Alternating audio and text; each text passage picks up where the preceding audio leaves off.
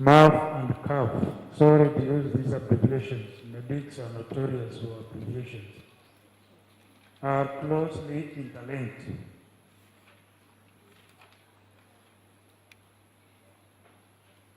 And hopefully now technology is going to work.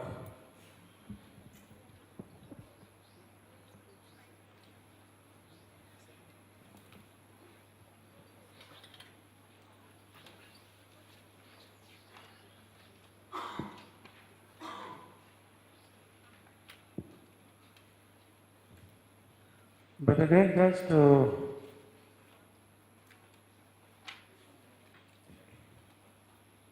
go back to yesterday's presentations and the comments made by the chair of today's session, we agreed yesterday in our commitment that ending preventable maternal mortality is achievable.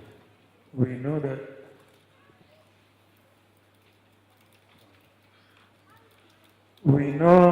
the interventions that work. We know when to apply these interventions. We know whom to apply these interventions to.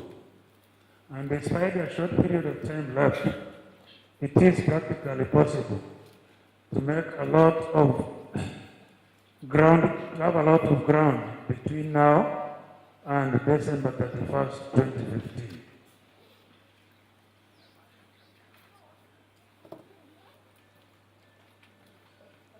So, as the previous presenter pointed out, the MDG agenda came into being in the year 2000. Kenya started in 2004.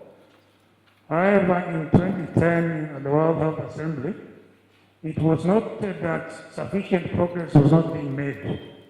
And therefore, the Secretary General of the UN, Ban Ki-moon, launched a global strategy for women's and children's health, taking into consideration that women's and children's health is a major public health issue, a social justice issue, and a human rights issue, and this is clearly envisioned in Constitution Kenya 2010 in the Bill of Rights article. And the goal of the global strategy was to protect 120 million children from contracting pneumonia, prevent 88 million children from stunting, 33 million unwanted pregnancies, 15 million deaths of children under the age of 5, and prevent 570,000 deaths of pregnancy-related complications. Out of the global strategy, a strategic framework was developed. And out of the strategic framework, we adopted 7 key thematic areas. I know this one is a bit loaded, but no, this slide, maybe move to the next one. The 7 key country thematic areas were monitoring of births and deaths, through civil registration and vital statistics.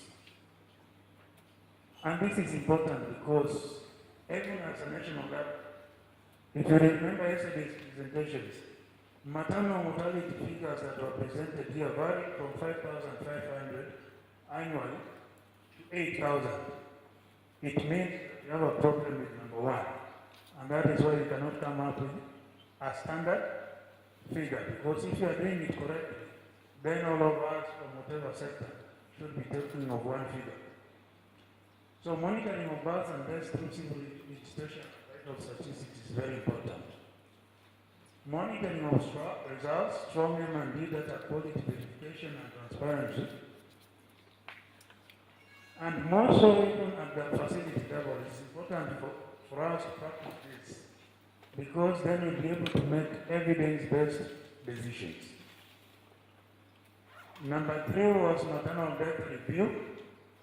Kenya domesticated this and added P, maternal and perinatal, because perinatal deaths are closely related to maternal deaths. And the death in the early perinatal period is probably more closely related to labor and the delivery process. And as a result, you can be able to infer from perinatal deaths the quality of care the mother receives during the process of delivery. The use of e-health and innovation, ICT, And then a team, the NCHIP team that was working in Bondo, supported by USID and DH5, used a simple SMS platform, which led to increased skilled birth attendance, increased family planning uptake. And this can be able to be domesticated and even replicated in other counties. And very many other partners have done similar works, including Liverpool, making it happen with data. We have Imamesh. Probably what we need to do is probably now to roll out these studies which have been proven to be effective, probably to the county level and nationally in the long run. Tracking of financial resources. Yesterday, Mr. Muchiri from USID again gave us a presentation on how the counties and the national government allocated expenditure towards health. And the national government allocation is about 6.5. Counties, there was a big variation from 3% to as high as 30%. It is important for us to be able to track resources that are being allocated to reproductive, maternal, newborn, and child health care. Some countries, especially in the East Africa region, Rwanda, has copied this from Kenya, and they are able to track all the resources that go to reproductive, maternal, child health care to the last cent.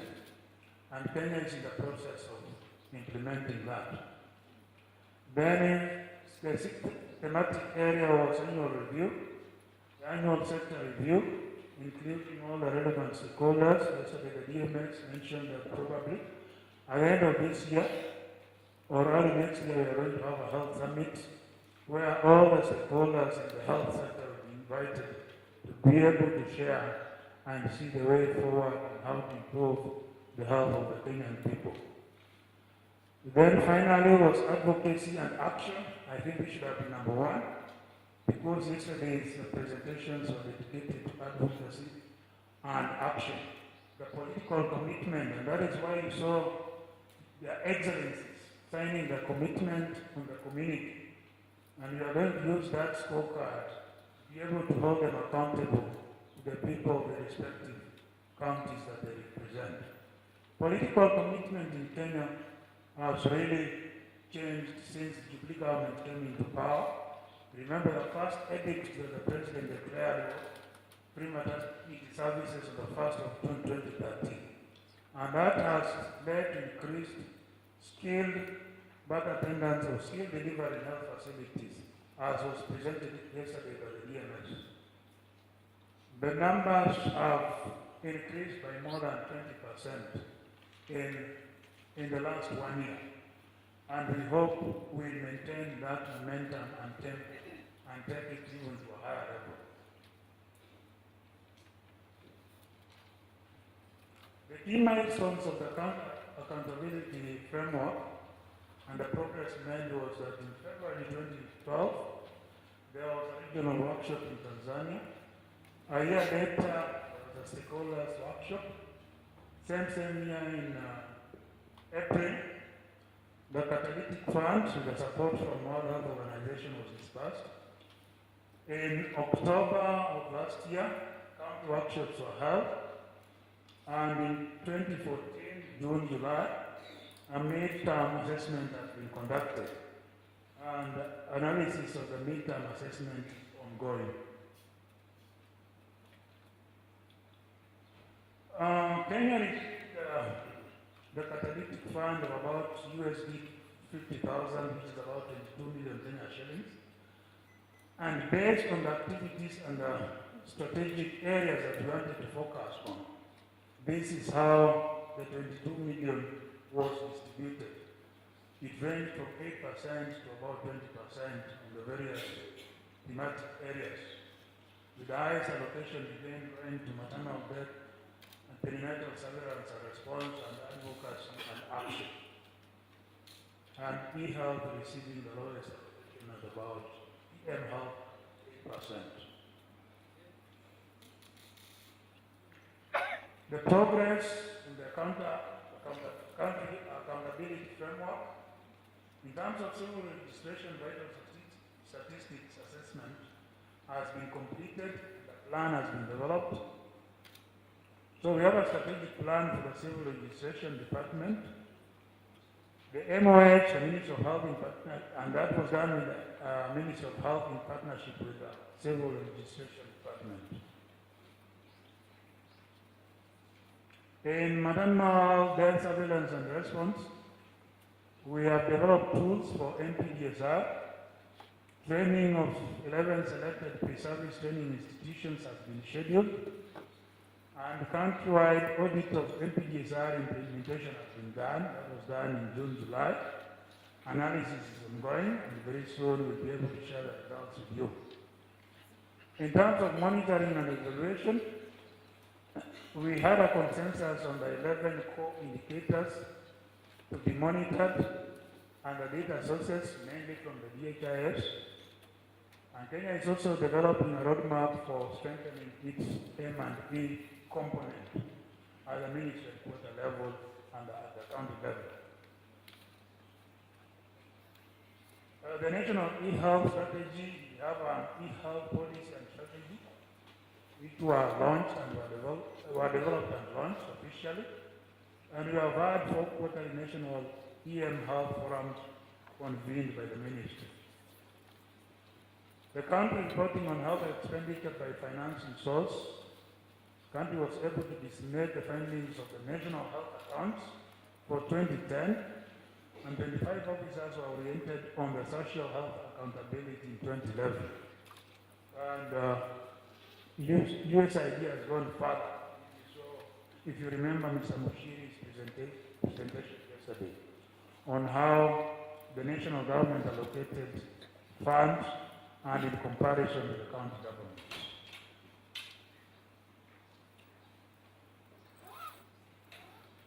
We have also completed a rights-based law and policy assessment for reproductive maternal child health by enforcement of the Constitution Kenya 2010 for provisions on reproductive health as envisioned in the Bill of Rights. A task force has been formed to provide technical input for the development of RMNHCH legislation, and work is progressing on well. However, we have challenges there because we have had a multiplicity of bills brought into the National Assembly by honorable members of Parliament, and sometimes these bills are brought, like now we have 2 reproductive health bills, one at the Senate by Honorable Senator CJ, which has generated a lot of attention. There's also another one at the National Assembly by Honorable Miguel Biamu. And the members of Parliament, it's really within their right to be able to do that. But consultation has been lacking, and involvement of all the stakeholders has been lacking in the process. So we have piecemeal legislation instead of trying to address this thing wholesome.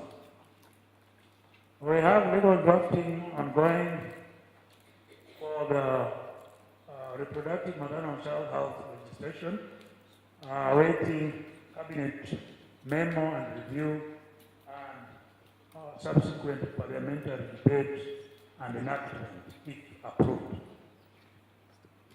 The National Health Sector Review, the last health summit was held in 2012. We had a commitment from the DMS yesterday that we are going to have a summit probably at the end of this year or early next year. 2013 annual review has been conducted but not validated.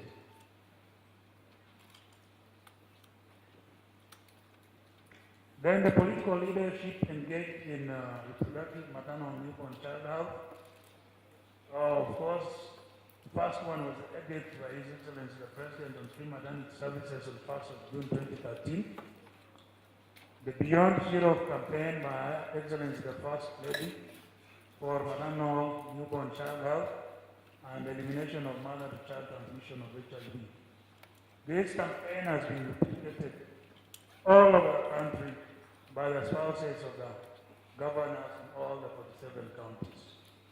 And this is testified by their presence, by the presence of the first ladies of the 15 counties yesterday, in the yesterday's meeting.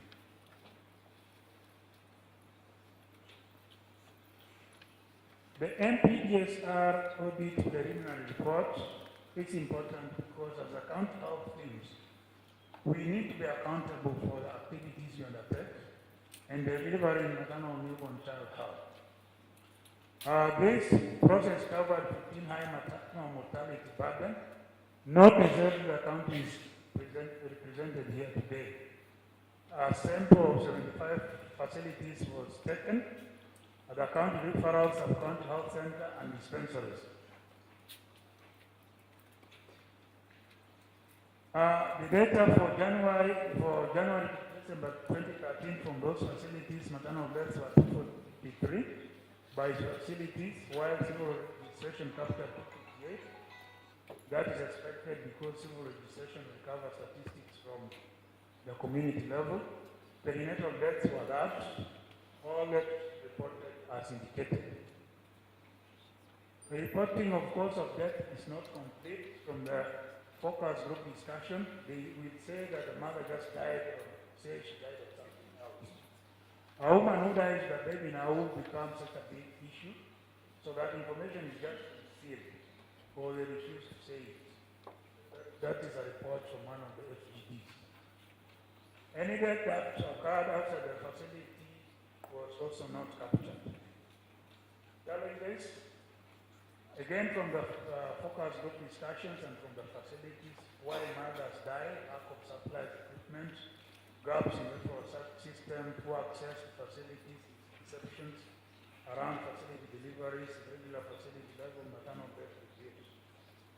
CAF recommendations is to support the development of advocacy tools for RMNCH, support for strengthening of capacity to conduct annual data quality assessment, strengthen capacity for conducting community reporting and verbal autopsies of maternal and perinatal death. And this will easily happen, especially in counties like Sierra and Homa Bay, where we have community health workers. Support for scaling up of EM health capacity building activities for additional sites and resource mobilization from stakeholders to support the catalytic fund. And who is accountable? Eventually, everyone is accountable to improving maternal and child health. The accountability framework brings together different departments that normally don't cooperate. It makes people talk to each other. It has been a shift of paradigm. When you sit with more people, you learn